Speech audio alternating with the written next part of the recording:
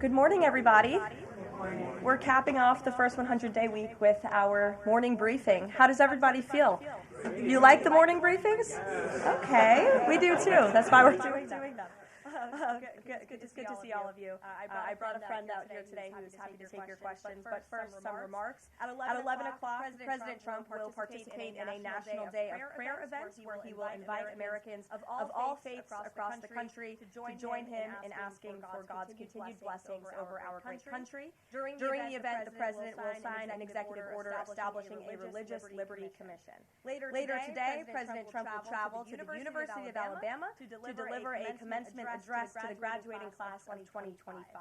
Last night, we saw yet again why President Trump is our deal maker in chief. We secured a historic agreement to establish the United States-Ukraine Reconstruction Investment Fund. This is a first-of-its-kind economic partnership for the reconstruction and long-term economic success of Ukraine that both the United States will greatly benefit from. This partnership represents the United States taking an economic stake in securing a free, peaceful, and sovereign future for Ukraine. This partnership establishes a fund that will receive 50% of royalties, license fees, and other similar payments from natural resource projects in Ukraine. President Trump has been clear from the beginning. He wants the killing in this brutal war to end. This agreement shows how invested the president is in securing a truly lasting peace. To mark President Trump's triumphant first 100 days in office, we've detailed all week how President Trump has been hard at work delivering on the promises he made to the American people. And yesterday, the president once again showcased why he is the most transparent and accessible president in American history when he held his fourth open press cabinet meeting.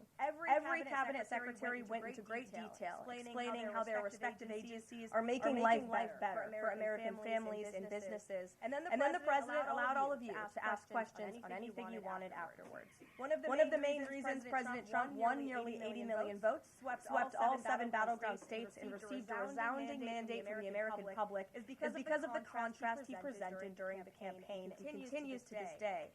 Everything President Trump's agenda is grounded in one thing: common sense. While the Democrat Party went off the deep end and doubled down on pure craziness, President Trump pledged to restore common sense back to the United States of America. In a little more than 3 months, that's exactly what he's done. He recognized that America is a sovereign nation that cannot survive if it does not protect its territorial borders. So he secured the border in record time and ended the mass invasion of tens of millions of illegal aliens into our homeland.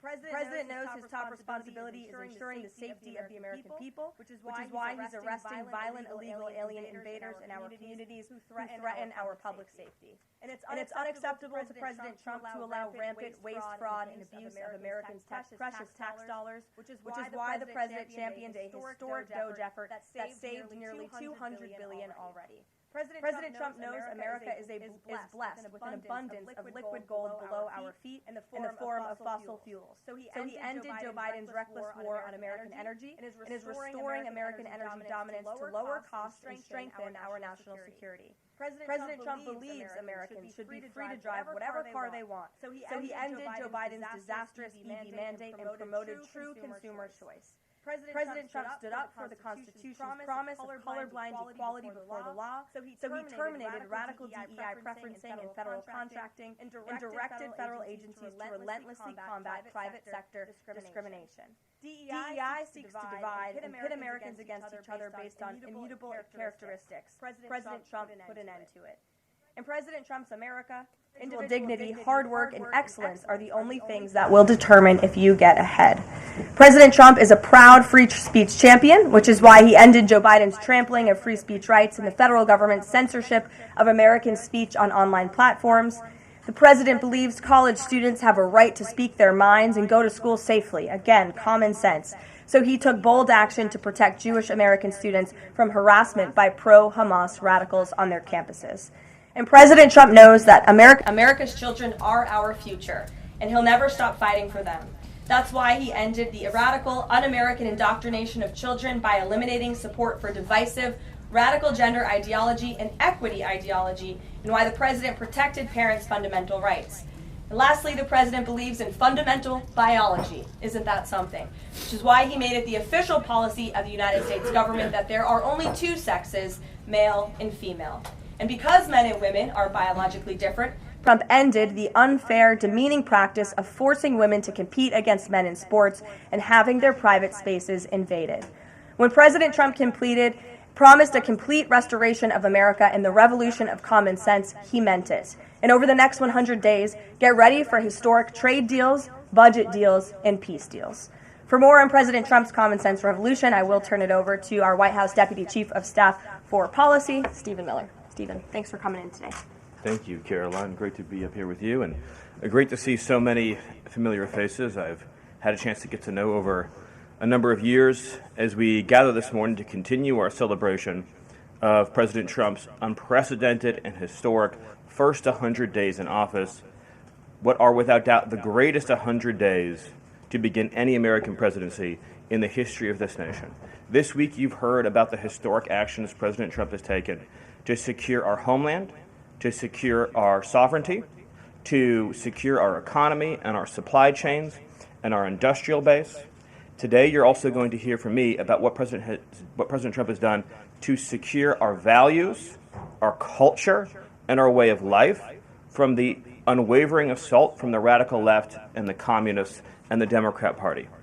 One of the most significant crises that President Trump inherited upon taking office was the wave of racial discrimination, so-called diversity, equity, and inclusion policies that have taken over both public sector and private sector entities all across the United States of America. Perhaps the most dramatic example of this is that our air traffic controllers were being hired and promoted based on race and gender, not their ability to conduct our nation's air traffic. I would estimate that probably 90% of Americans would agree with the statement that airline safety should be based on your ability to keep, airline safety jobs should be based on your ability to keep planes landing and taking off and flying safely, not on what demographic box you check. President Trump has ended across the entire federal government all hiring, recruiting, retention, promotion, and training based on race and sex. This includes in our law enforcement agencies. So, again, when we took office, even in sensitive law enforcement, national security, and intelligence agencies, we were hiring individuals not on their ability to carry a weapon, not on their ability to keep Americans safe, not on their ability to conduct sensitive intelligence operations, but based upon race and sex. And obviously, that is unacceptable. It's going to be merit-based across the whole federal government. But this wasn't just the federal government. This was the private sector, and this was also, of course, our entire university and education system. So President Trump's Department of Justice, working with other departments and agencies, have made clear that this administration is going to fully enforce Title VI, Title VII, and Title IX of our Federal Civil Rights Code. Discrimination based on race and sex is prohibited by law, and this administration will vigorously enforce that. And companies, small or large, that violate plain text of federal statutes will face appropriate financial and other penalties. This administration is not going to let our society devolve into communist, woke, DEI strangulation. We are going to have a system of merit, which is not just a social and cultural issue, it's an economic issue. When you hire, retain, and recruit based on merit, as President Trump has directed, you advance innovation, you advance growth, you advance investment, you advance job creation, you create the best and safest product for all Americans. When a citizen goes to, say, a hospital in a medical emergency, they don't care what race or sex their doctor or their nurse is. They want the best treatment they can get in that emergency. When they're flying a plane or when they're on an aircraft, they want that pilot to be the best pilot, the safest pilot, not caring what that pilot's race or sex is. This applies across the whole government. In particular, looking at our university system, this administration has opened investigations into universities across the country for violating, and we talk a lot about Supreme Court rulings, universities across this country are in plain and direct violation of the Supreme Court's ruling that affirmative action, as in racial quotas and set-asides, are illegal. Students must be admitted to universities on a color-blind basis. But we have demonstrated through clear evidence that our university system, including our medical schools, and perhaps particularly our medical schools, are engaging in race-based discrimination, racial set-asides, racial quota schemes, and other efforts to evade the Supreme Court's ruling, and again, the plain text of federal statute. So universities are on notice, and universities are already facing the financial consequences of their noncompliance with federal law. The clearest example that we're all familiar with, of course, being Harvard, which is engaged in repeat, systemic, and sustained violations of federal civil rights law. Another area of civil rights law that we talk about a lot, of course, is Title IX, sex-based discrimination. And this administration ended the Biden administration's policy and the Democrat Party's policy of allowing men into women's sports, men into women's spaces. We are using every single legal and financial tool we have at President Trump's direction to make it clear that schools and universities are and will lose federal funds, as you've seen in Maine, if you allow men to invade women's sports and women's spaces. And this applies to our whole K-12 system. The Department of Justice is also coordinating with state and local law enforcement to fight child abuse in our school systems. It is child abuse to change a child's gender, particularly if you do not inform the parents. In other words, if a 5-year-old or a 6-year-old goes to school, or a 7-year-old goes to school, and the teacher tries to turn the boy into a girl or the girl into a boy, that is child abuse. And this administration is treating that as child abuse. And it is a gross violation of parental rights. This also includes the administration's message to our hospital systems that they cannot and will not be allowed to use taxpayer dollars to perform chemical castrations and sexual mutilations of children. Castration surgeries, castration drugs, sterilization treatments of children are barbaric. They violate all sound medical ethics. They are completely unwarranted. They harm children for life irreversibly. It is child torture. It is child abuse. It is medical malpractice. And so the Department of Health and Human Services, under the leadership of Bobby Kennedy, as well as the Department of Justice and other departments of this government, are making clear to our medical providers and our hospital systems that you cannot use taxpayer dollars to perform these barbaric procedures on America's children. And HHS has systematically eliminated all of the junk, fake science that was produced under the Biden administration promoting sex changes on children, promoting the idea of sterilizing children. That's been cleaned out, that's been removed, and new guidance is being issued to doctors and hospitals advising them that they cannot perform these horrifying procedures, these irreversible procedures on our nation's children. We are also making clear in our prison system, male prisoners will not be allowed into women's prisons. The Biden administration promoted prison rape by putting men into female prisons. That is obviously insane, cruel, and unacceptable. And even though the Democrat Party and Hakeem Jeffries and the Democrat media continue to fight to put men into women's prisons, this administration will not allow that. And will not allow men, as well, in our K-12 system, into women's private spaces and restrooms. We have seen horrifying example after example of young girls being sexually assaulted because school districts have allowed men into women's and girls' private spaces. This administration, President Trump, is at the forefront of protecting women and protecting girls. And nowhere is that clearer than when we are talking about fighting radical gender ideology. This administration is also fighting to get critical race theory out of our school districts. Children will be taught to love America. Children will be taught to be patriots. Children will be taught civic values for schools that want federal taxpayer funding. So as we close the Department of Education and we provide funding to states, we are going to make sure that these funds are not being used to promote communist ideology. For any nation to be successful, it cannot teach its children to hate themselves and to hate their country.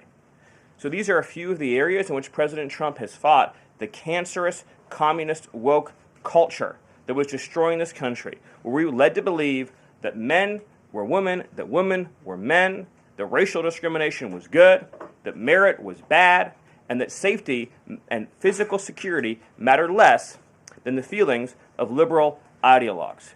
The president has also fought to return the Department of Justice to its core mission of protecting public safety and locking up violent criminals, instead of using the Department of Justice to target conservatives, to target Christians, to target people of faith. The last administration cruelly and shamefully used the power of the Justice Department to go after law-abiding Americans, in particular Trump supporters, conservatives, and Christians. That persecution has ended. The Department of Justice and the FBI are back in the business of going after bad guys, of going after gangs, of going after criminals, and keeping Americans safe. Let me just conclude before taking questions by noting that when you look at the sweep of the first 100 days, every single crisis that has afflicted America for years, sometimes decades, sometimes generations, this president has fought head on. He has taken on every entrenched power structure and system all across this government, this swamp, this town. That includes, of course, the DOGE efforts to slash corrupt, wasteful government spending, graft, and corruption, and to stop billions of taxpayer dollars from going to radical left NGOs. These are left-wing nonprofits that are used to advance illegal immigration, to advance open borders, to advance gender ideology, and to advance all of this insanity that has been turning our country in the wrong direction for so many years.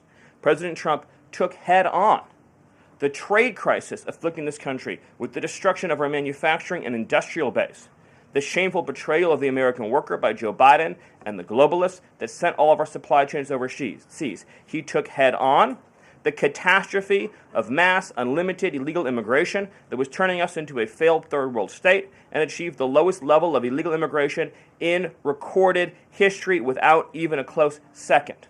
He took on the economic crisis afflicting this country by reopening American energy, by defeating inflation, by lowering gas prices, by ending the onslaught and reversing the onslaught of federal regulation, by reopening coal, shale, oil, natural gas, and fighting now for the largest tax cut and reform and the largest deregulation reform and the largest energy reform in American history. These are just some of the things that have ushered in the new golden age, along with his fight to restore the peace that we had for 4 years under the previous administration before Joe Biden sunk this planet into bloodshed and war in the Middle East, in Europe, and rising tensions in Asia. President Trump, in every area of conflict around the globe, has been fighting to restore peace, security, stability, harmony. So he inherited an economic catastrophe, a border catastrophe, a public safety catastrophe, and a cultural catastrophe. And in every case, he has reversed those catastrophes and brought America into the new golden age. So I thank you for your time, and I look forward to any questions you have. Awesome. Thank you, Stephen. And as always, we'll start with our new media seat today. Chris Bedford from the Blaze Media. Why don't you kick us off? Thank you very much. Stephen, what is the end goal of the China tariffs right now? Is the idea to open up the Chinese markets through a deal to a better market for exporting American goods to China, or is it a reconfiguration of global trade in a way that isolates China from free countries? No. So China is a unique situation, obviously. The president has talked at length about what happened to us economically since China's entrance into the World Trade Organization and the trillions and trillions of dollars of trade deficits that we've racked up with China over the period of that time, and what that's meant for our national security, what that's meant for our economic security, what that's meant for our supply chains. Obviously, right now, the Secretary of the Treasury is in the process of developing a plan that will answer the questions that you're talking about, but the president's goals have been very clear on these points, which is that he is not going to allow China to continue to steal our intellectual property, to continue to illegally dump and subsidize their goods in our markets, to manipulate their currency, to rack up an unsustainable trade deficit. We need to have a trade relationship with China that does not do harm to our nation's economic and national security. And that has to be the guidepost of any objective. At the same time, tariffs will bring significant revenue into this country that will allow us to pursue our dramatic plan of tax cuts and reforms. Awesome. Great. Bloomberg, go ahead. Hi. First of all, similar to that question, I'm curious, Kevin Hassett went on CNBC this morning and said that they were expecting some sort of news on tariffs by the end of the day. Do you have any insight into that? I don't want to get ahead of any announcement, but I'll just reiterate that Right now, countries from all over the world, because of President Trump's leadership, are desperate and dying to make trade deals with the United States.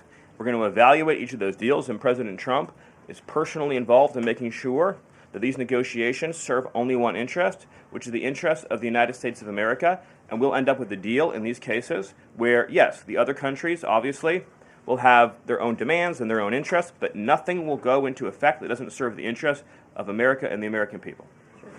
Thank you. Stephen, this morning GM is putting a dollar figure on how much the president's tariffs will impact the company. The CEO says tariffs will cost GM between $4 and $5 billion this year. The CEO of Ford says he can't commit to not raising prices because of tariffs. Is the administration open to doing more to give automakers relief? The question, unfortunately, misses the entire point, which is that U.S. automakers have announced dramatic investments and expansions inside the United States. American auto plants are growing, they are expanding, they are opening new facilities, they are expanding existing facilities that are already in operation, because it is now the case that for the first time in our lives, that American cars receive preference in America's markets. The U.S. auto industry used to control the entire world. I believe the number during the heyday was that 70% of all cars in the world were made in Michigan. And now, of course, we've become a tiny fraction of the global market. And the reason for that is because the United States opened its markets to every single foreign cheater and every single foreign nation that subsidized its goods on the face of the earth, and their markets have been closed to ours. Japan closed their market to our cars. The entire EU closed their market to our cars. South Korea closed their market to our cars. All of the countries I just mentioned have tens of billions of dollars of annual trade deficits in automobiles with the United States. These are supposedly pure nations, nations that have at least a somewhat equivalent per capita GDP. So it is impossible under the terms of fair trade, if you have two nations with similar per capita GDP, to have such uneven trade flows in automobiles. What the president has done with his car tariff, we have the most desirable market in the world, is if you want to sell cars tariff-free, tax-free to our market, your plant has to operate in the United States. The only alternative to that is to have no U.S. automobile industry whatsoever, which is where this was headed, to be clear. If we stayed on this current path, within a few years, there would have been no U.S. automobile industry. And what little was left of it would have been in Mexico. Because U.S. auto companies have steadily been shifting their supply chains to Mexico, where they believe it is cheaper to make their products. In reality, it'll be cheaper to make them here because there'll be no tariff for anything made in the United States, and we'll have the cheapest energy and the best regulatory environment in the face of the earth. But in the meantime, while manufacturing ramps up, American consumers may pay more. Do you agree? Not on cars they won't, because again, there's now a massive economic incentive for automobile producers to expand production in the United States, and whatever they make here, there will be no tariff. We'll go to the back row. Go ahead. Thank you, Caroline. Today, the U.S. Chamber of Commerce released a letter to the Trump administration asking for small business tariff relief. They say that's necessary because in order to save small businesses and to stave off a recession. Stephen, is the administration considering small business tariff relief? The relief for small businesses is going to come in the form of the largest tax cut in American history. A tax cut, by the way, that every single Democrat is planning to vote against. They're voting for a tax hike on every middle-class family of about $4,000. The president has made clear that there will be 100% expensing for investment in the United States. Companies that invest in the United States will be able to deduct 100% of that cost from their tax liability. This will be the most pro-small business tax bill in American history. And at the same time, this is what you have to understand about the plan, is as they're able to do that, as they're able to reshore those supply chains, that also means they'll pay no tariff. So you'll have the lowest tax environment and there'll be no tariff because their production and supply chains will be in the United States. So that's a no on tariff relief for small businesses in the short term? It's a yes on tax relief for small businesses. And again, you only pay the tariff for products that are made outside the United States. Edward. Yeah, thanks. So on the rare earth mineral deal that was signed last night, when can that deal be operationalized? What's the time frame? And what kind of leverage does that give Ukraine over Russia? I think the more important point about the Ukraine deal, and I would hopefully have an update for you soon on how quickly it can be operationalized, but we'll be moving at full speed, not only on that mineral deal, by the way, but on every mineral deal that this president has been unleashing. So we're opening up mines all across this country. We're also pursuing energy and mineral deals all over the world. Since the president issued his executive order also on deregulating coal, we've seen dramatic coal production increases already in the United States. So we're taking advantage of the trillions of dollars in coal wealth and mineral wealth that exists in the United States. We're a very mineral-rich country. But with respect to that deal, we'll move it and operationalize it as fast as we possibly can. But it's meant to pay back the United States, this is the key point, for the hundreds of billions of dollars that our taxpayers have spent subsidizing the war in Ukraine. So it is repayment to the United States, and that's one of the most important points to understand about it. What's the leverage? Does it give? What kind of leverage does it give? The president's goal, again, is to end the killing, to achieve a peace settlement. That remains, of course, the overriding objective. We do. Thank you so much, Karoline. Thank you, Stephen. Thank you. This administration has stressed the need for price transparency for things like healthcare bills and concert tickets. So why is it a political and hostile act for Amazon to display price transparency on consumer goods? Well, I think it's the wrong way of looking at it, which is why would, first of all, that proposal is gone now, but why would Amazon, of all the different things that go into a theoretical price input, right? For example, does Amazon list the cost of California's regulations on everything made in California? Anything you make in California, you have a massive price increase because of the healthcare regulations that are unworkable in that state, because of the labor regulations that are unworkable in that state, because of the subsidies that go to illegal aliens in that state, because of all the bureaucracy. So anything being produced in California has a massive built-in price hike. So why wouldn't Amazon have a list saying if you purchase it in California instead of in Alabama, this is the premium that you pay?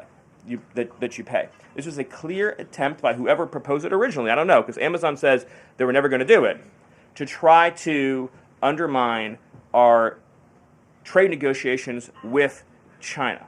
I'll make another important point on this, which is that there's been many complaints about the fact that there are a lot of products that are sold on Amazon that are actually rip-offs of American products that are then stolen by China, and then they take our IP and they put them into products to try to undersell our manufacturers. So to the extent that we are engaged in labeling issues on Amazon, I would say that would be the most significant one to fix, is making sure we're not undercutting American consumers. And then one on Abrego Garcia, please.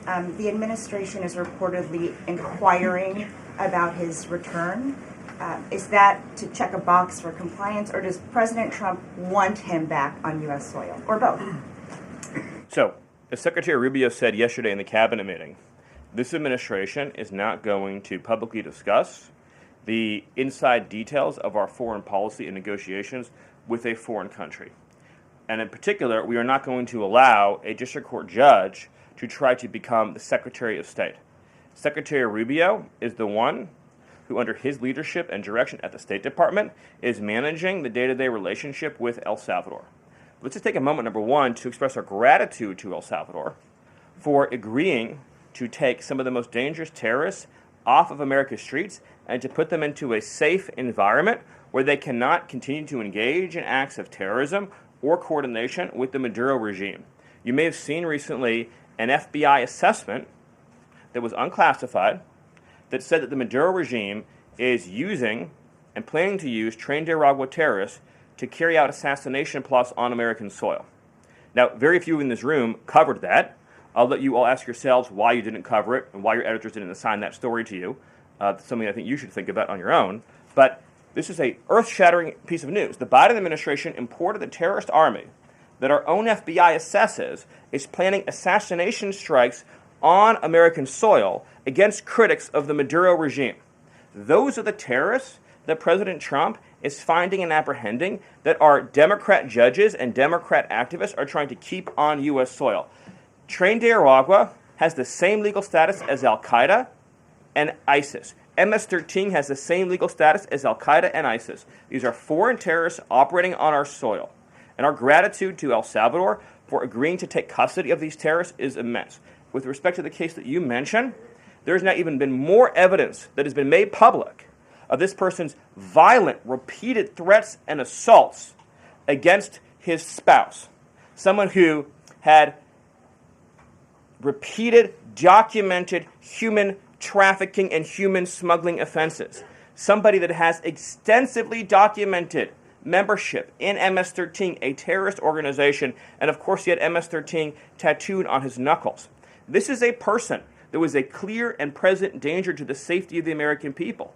And it is a sad reflection on the state of our media and many of the outlets represented in this room, that you obsessively try to shill for this MS-13 terrorist, well, no coverage occurred in your papers about any of the Americans that were raped and tortured and murdered by the illegals that Biden was importing into our country. You talk about due process. The Biden administration made the decision to give extensive due process to 2 trained Nicaragua terrorists that were apprehended at the border just a couple years ago.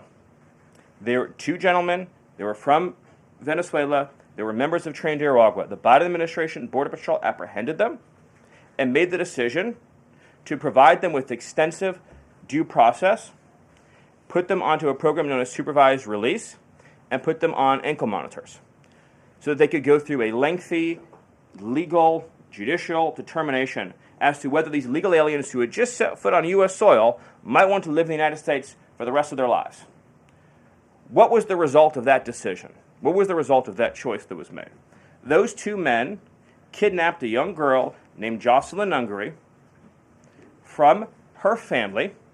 They beat her, they sexually assaulted her, they tortured her, they stripped her, they murdered her, and they dumped her body. That is what the Biden administration's policy was. Most of your papers never covered her story when it happened. To the extent that you covered it at all, it was because President Trump forced you to cover it by highlighting it repeatedly over and over again. He had to shame you into covering it. And each and every one of you that sides over and over again with these MS-13 terrorists, to the extent that you have the financial means to do so, you all choose to live in condos or homes or houses as far away from these kinds of gangbangers as you possibly can. If I offered any one of you a rent-free home with no taxes to pay in any of these gang neighborhoods, and I said your neighbors are MS-13 terrorists or Mexican mafia or Sinaloa cartel or trained Nicaragua, I couldn't pay you to live there. But yet you, with your coverage, are trying to force innocent Americans to have these people as their neighbors, and that one day their daughter may be abducted from their home and raped and murdered. So you're not going to get an ounce of sympathy from this administration or President Trump for the terrorists who've invaded our homes and our country. Awesome. Thank you. Peter, we'll take a couple more questions. A couple questions on DOGE, of course, because that's the topic that you're here to speak about. But I want to ask you one other question about the topic of prices. We heard from the president on this just yesterday, right now, on prices and the risk that there could be some short-term, as he said, shortages. He was referring specifically to dolls. What do you tell Americans right now, Stephen, who say they can't afford to, in the president's words, be patient? Americans who voted for President Trump on his promise that he would lower prices across the board on day one. But he did lower prices across the board on day one. Well, grocery prices last month went up 0.4%, of course. So I mean just across the board, not exclusively eggs. Inflation, as you would acknowledge, is down substantially. Gas prices are down substantially. The new GDP report showed a 22% record increase in investment in the United States of America. So all of the, and don't even, egg prices, of course, which was all you guys talked about for a few days, I think are down like 80%. The reality is that we can either surrender economically to China, or we can reclaim and reshore our manufacturing base and our industrial needs. And it's not just China. In the event of any national emergency, this is the president's first duty as commander-in-chief. In the event of any national emergency, we cannot be reliant on foreign countries for steel, aluminum, energy, technology, any of the essential components that we need to keep this country running. He is fulfilling his duty as commander-in-chief that every president before him had failed to fulfill or even actively betrayed. And despite inheriting all of this, as I mentioned, inflation down, jobs up, and particularly, by the way, jobs for American workers. So for the first time, you look at these jobs reports, the government workers are going down, which artificially, of course, increased previous job totals. The employment of non-citizens is going down. The employment of American citizens is exploding. Remember, all the job gains during the Biden administration, so-called gains, on net were for foreign workers. So if you look at the stock of American workers over his whole administration, they lost jobs on net. So if you're an American worker, you lived through 4 years of a Biden depression. That was the economic reality that now the President Trump is rescuing. And again, if you make your product in America, there's no tariff. And as we develop advanced manufacturing techniques, increased AI, increased robotics, it'll be cheaper and cheaper and cheaper to manufacture in America. But to be clear, you said that prices have gone down across the board. The president himself acknowledged that on toys you may end up paying, on dolls he was referring to, you may end up paying a little bit more right now. So in terms of... He was making the point that I think almost every American consumer agrees with.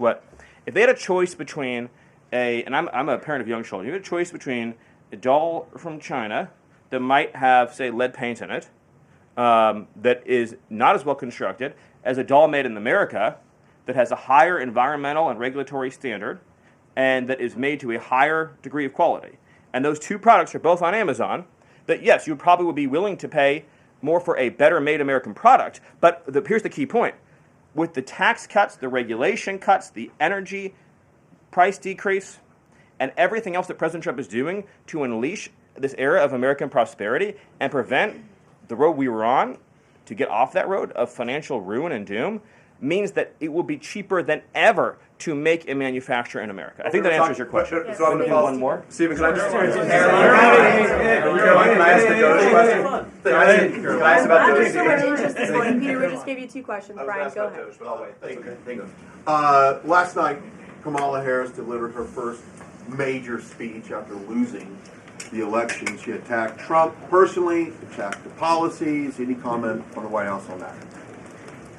Well, I think it was a great reminder to the American people of just how blessed we all are that the leader sitting in the Oval Office today is President Donald Trump and not President Kamala Harris. It was a helpful reminder of just what a travesty and a tragedy that would have been. It would have been the end of America. And it gives me a chance to bring this whole thing home. If we continued on this road of radical regulation, choking off American energy, sending our supply chains to foreign countries, taxing our economy to death, pushing this cancerous woke ideology on our children, ending merit, ending scientific innovation, ending public safety, allowing, everyone goes to the stores these days, everything's locked up, criminals roam free, law-abiding citizens under the previous administration were punished while gangbangers were given red carpet treatment. Democrats, of course, are still giving gangbangers red carpet treatment. And then the border invasion. If those policies had continued, it would have been the end of the American Republic. And the only thing Americans want to hear from Kamala Harris is an apology for joining Joe Biden, and remember, she was the border czar, joining Joe Biden in aiding and abetting the invasion of our country. And we're never going to stop talking about this, because what they did to this country is unforgivable. It is an eternal stain on the Democrat Party. Every day we read another story. Every day we arrest another alien they let into this country who raped a child, who beat a woman within an inch of her life, who murdered a mom, who murdered a dad, who trafficked drugs into this country, who trafficked fentanyl into this country, who are responsible for dead and slaughtered Americans. And I don't know what's broken in the Washington press corps, that none of that moves them emotionally. The only thing that gets them exercised is, do we need to have more trials for terrorist supporters? We need to have more trials for gangbangers. We need to have more trials for illegal alien invaders, even though Congress and the Constitution clearly say that you can expel invaders and illegal aliens quickly, efficiently, and properly. This president has literally saved America, and I could not be prouder. I could not be prouder, as I know Caroline feels the same way, to come every single day to this building where we have a leader sitting in that office whose first, last, and every thought is the safety, prosperity, security, and sovereignty of the citizens. That's an important word, people. Citizens of this republic. Thank you all. Thank you, Stephen. Thank you for your time. Thank you, everyone. And just to add on the Kamala Harris point, I think I speak for everyone at the White House. We encourage Kamala Harris to continue going out and do speaking engagements. You'll hear from the president at 11 o'clock. See you guys later. A report the president's planning to fire Mike Waltz because of a response. Why haven't you nominated a single judge?